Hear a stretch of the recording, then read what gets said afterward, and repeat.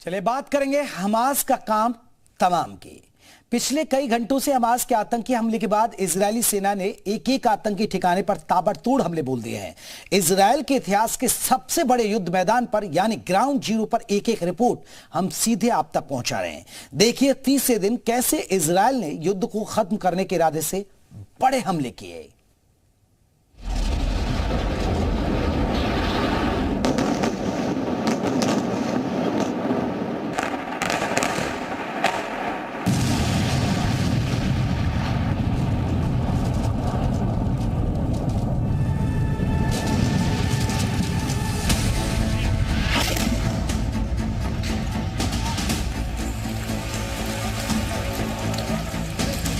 Gaza border पर महाजंग।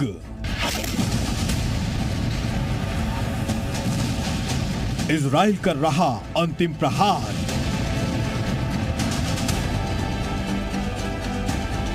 Hamas के गढ़ पर बम तनादर।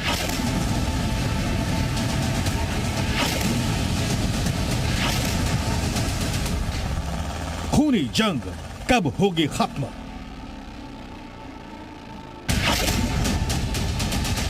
ये युद्ध के तीसरे दिन की सुबह सुबह की तस्वीरें हैं, लेकिन युद्ध काल में दिन रात आग उगलते गोले गाजा पट्टी पर ऐसे बरस रहे हैं कि हमास के आतंकियों का नामो निशान ही धरती से हमेशा के लिए निपट जाए।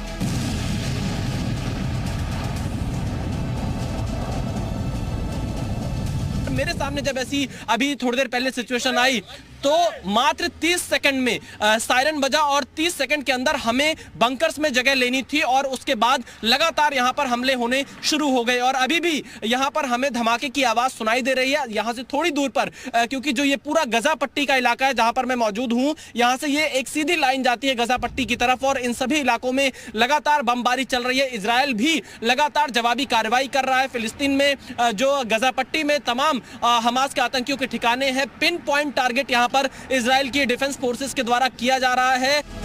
7 अक्टूबर को हमास के आतंकियों ने आसमान से उड़ते हुए इजराइल के बॉर्डर को पार किया, आम लोगों को निशाना बनाया, लोगों को बंधक बनाया। इसके बाद जवाबी कार्रवाई में हमास के आतंकियों पर इजराइल की सेना टूट पड़ी। इजराइल की फोर्स ने हमास के करीब 800 ठिकानों को धुआं धुआं कर दिया है। 20 घंटे के भीतर ही 4 वेव में 50 से 60 इजरायली लड़ाकू विमानों ने हिस्सा लिया। हमास के समुद्री ऑपरेशन के कमांडर को भी इजराइल ने धर दबोचा है। इस बीच आईडीएफ के सैनिक कॉम्बिंग ऑपरेशन चल रहे हैं ताकि आतंकियों का पूरा सफाया हो जाए। हर वक्त गाजा पट्टी के ऊपर इजरायली लड़ाकू विमान मंडरा रहे हैं और हमास के आतंकियों पर बम बरसा रहे हैं।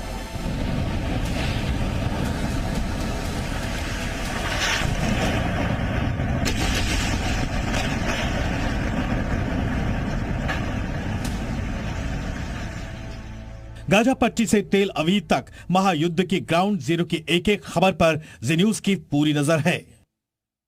Wish for people to talk about all the people have been kidnapped. 200 people. Please put pressure on Hamas. 200 people have been kidnapped. Yes, kids, grandmothers, families, a whole family, teenagers, so many teenagers. Israel की सेना ने विकराल रूप ले लिया है। Hamas के आतंक का जवाब दिया जा रहा है। कुछ ऐसे इलाके हैं जहां पर इजरायली नागरिकों को हमास ने बंधक बनाकर रखा हुआ है। कुछ विदेशी नागरिकों के भी बंधक बनाए जाने की खबरें सामने आ रही हैं। दूसरी तरफ हमास का भी दावा है कि उसने इजराइल के 130 लोगों को अगवा कर लिया है। इन्हें गाजा पट्टी में सुरंगों में बंधक बनाकर रखा गया है। हमास ने इजराइल को साफ कर दिया है कि वो डरने वाले नहीं, जबकि इजरायली सेना हमास को अगले 50 साल तक याद रखने वाला सबक सिखा रही है। חדירה של מחבלים לבתים פרטיים של אזרחים בעוטף עזה, לקיחה של נשים, ילדים, זה טרור רצחני. אנחנו לכן עכשיו תוקפים, רודפים, פוגעים בכל מי שנטל בזה חלק, בזה אנחנו נמשיך. हमास ने अब तक कई विदेशी नागरिकों को मौत के घाट उतारा है। इजराइल का समर्थन करने के लिए अमेरिका ने जंगी जहाज और लड़ाकू विमान इजराइल भेजना शुरू कर दिया है। इसमें USS Gerald R Ford aircraft carrier यानी वॉरशिप अलर्ट मोड पर आ गया है। इस बीच यूएन ने जानकारी दी है कि इजरायली हमलों के बाद गाजा में 1,23,000 लोग घर छोड़ने को मजबूर हुए हैं। करीब 74,000 लोग स्कूलों में पनाह ले रहे हैं। आपको बता दें कि 7 अक्टूबर को इजरायल में चल रहे एक म्यूजिकल फेस्टिवल में हमास के हमले में 260 लोग मारे गए थे, जिसके बाद से अब तक ये भीषण युद्ध जारी है। ब्यूरो रिपोर्ट के साथ तेल अवीव से विशाल पांडे, जी मीडिया। तो आपने देखा हमास और इजरायल में कैसे जंग चल रही है। इजरायल हमास के बीच जंग के अब लंबा खींचने की पूरी आशंका है, क्योंकि युद्ध की दिशा अगले कुछ दिनों में ईरान की ओर घूम सकती है। दरअसल हमास को सैन्य और तकनीकी मदद देने का आरोप ईरान पर लग रहे हैं। एक रिपोर्ट में दावा किया गया कि ईरान ने बीते सोमवार को हमास को इजरायल पर हमले के लिए ग्रीन सिग्नल दिया था। अगर यह दावा सही निकला तो यकीन मानिए युद्ध क्षेत्र से और ज्यादा भयानक तस्वीरें आने वाली हैं।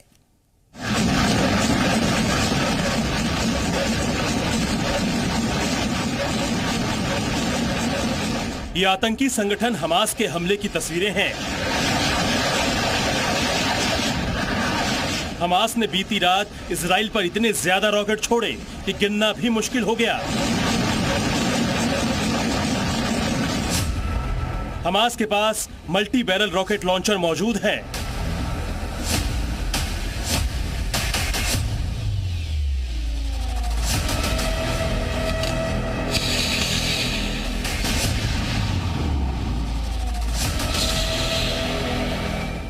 हमास ने ड्रोन से इजराइल पर हमला बोला।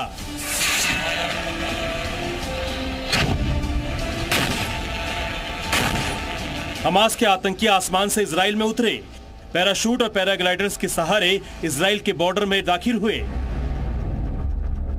आतंकी संगठन हमास ने इजराइल पर आतंकी हमले की इतनी खतरनाक रणनीति बनाई थी, जिसके बारे में कई देशों की सेनाएं भी नहीं सोच सकती।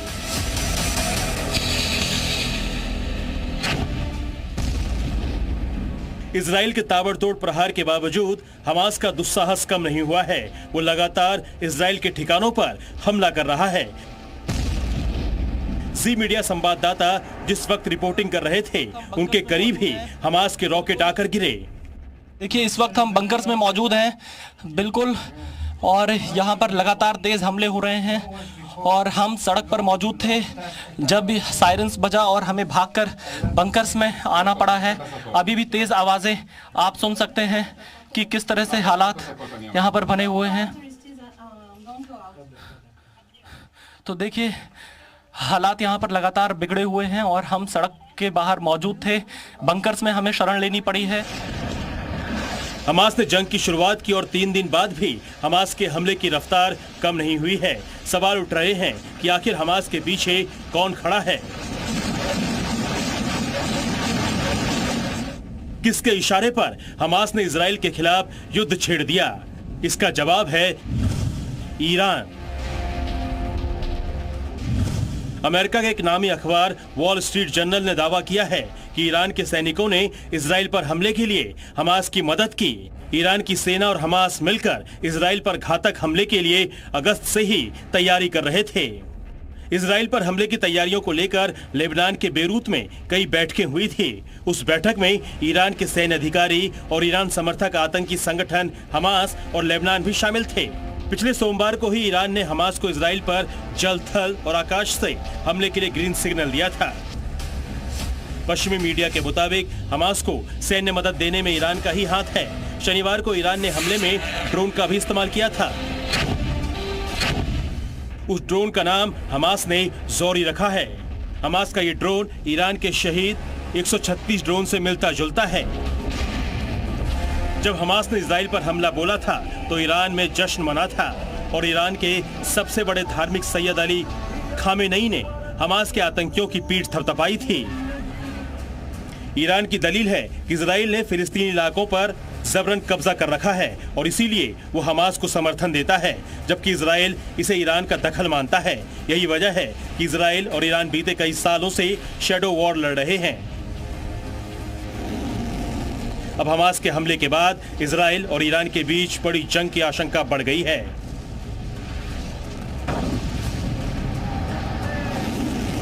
ईरान को डर सता रहा है कि इजराइल किसी भी वक्त उस पर हमला कर सकता है। इसीलिए ईरान की ओर से इजराइल को धमकी दी गई है कि अगर उस पर हमला हुआ तो इजराइल पर लेबनान, यमन और इराक की ओर से 3 तरफा हमला किया जाएगा। ईरान समर्थक आतंकी संगठनों ने भी धमकी दी है कि अगर अमेरिका ने इजराइल हमास युद्ध में एंट्री की तो अमेरिका पर भी हमला शुरू हो जाएगा। अभी युद्ध का मोर्चा इजराइल और हमास के बीच है। अगर इजराइल को हमास के हमले के पीछे ईरान का हाथ होने का सबूत मिल गया तो समझिए ये युद्ध खाड़ी देशों तक पहुंच जाएगा। तब दुनिया पर बड़ा संकट खड़ा हो जाएगा। इजराइल के अश्कलोन से विशाल पांडे के साथ ब्यूरो रिपोर्ट, जी मीडिया। तो आपने देखा किस तरह स्थिति बनी हुई है इजराइल और हमास के बीच। आतंकी हमला, आर्थिक जगत पर खतरा, अब इसकी बात करेंगे। रूस यूक्रेन के बीच भीषण युद्ध से पहले ही दुनिया कई मुश्किलों का सामना करना पड़ रहा है। आर्थिक जगत को कई कठिनाइयों का सामना करना पड़ रहा है। ऐसे में हमास और इजराइल के बीच अब जो जंग छिड़ गई है उससे दुनिया भर में एक नई चुनौती खड़ी हो गई है। युद्ध के मैदान में जहां आम इंसान जिंदगी की जंग लड़ रहा है तो वहीं दुनिया भर में विकास की गति को कमजोर होने का भी खतरा बढ़ गया है।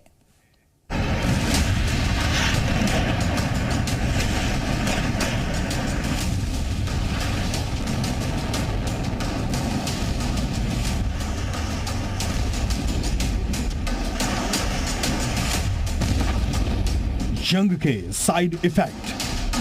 पिछले करीब 2 सालों में पहले रूस यूक्रेन युद्ध से मची तबाही और अब इजराइल पर हमास के हमले के बाद महायुद्ध का बड़ा आगाज न केवल इन देशों के लिए बर्बादी लाई है बल्कि दुनिया के बाकी देशों पर भी इसका गहरा असर पड़ता दिख रहा है।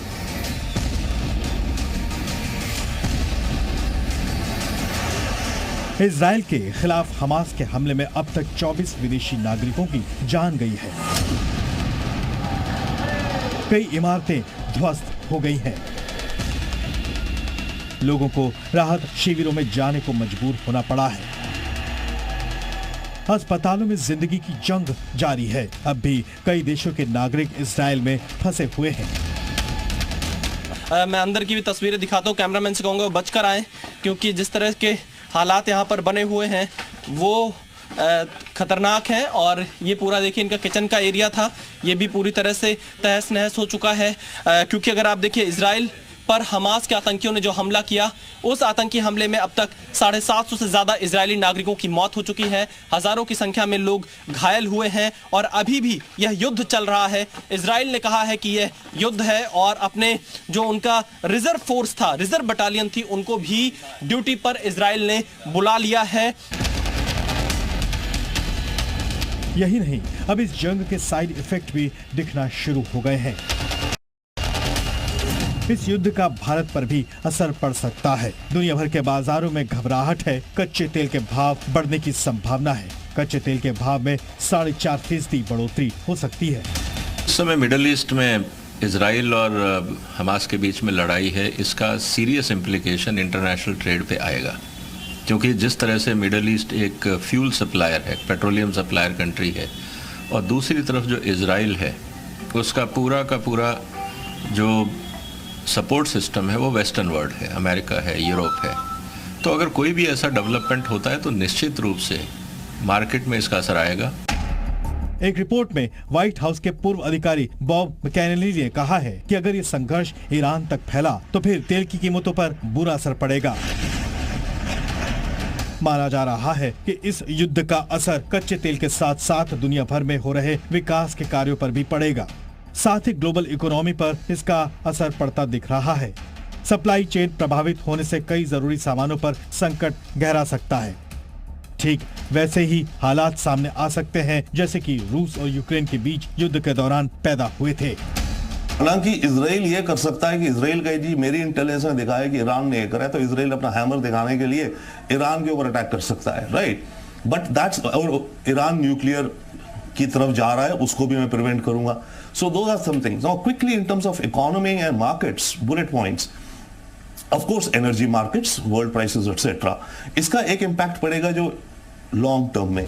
इजराइल में करीब 18,000 भारतीय वहां रह रहे हैं। जानकारों के मुताबिक भारत और इजराइल के व्यापारिक रिश्ते बेहद मजबूत हैं। इजराइल के लिए भारत तीसरा सबसे बड़ा ट्रेड पार्टनर है। रिपोर्ट के मुताबिक दोनों देशों के बीच वित्त वर्ष में कुल $10 अरब के करीब कारोबार हुआ।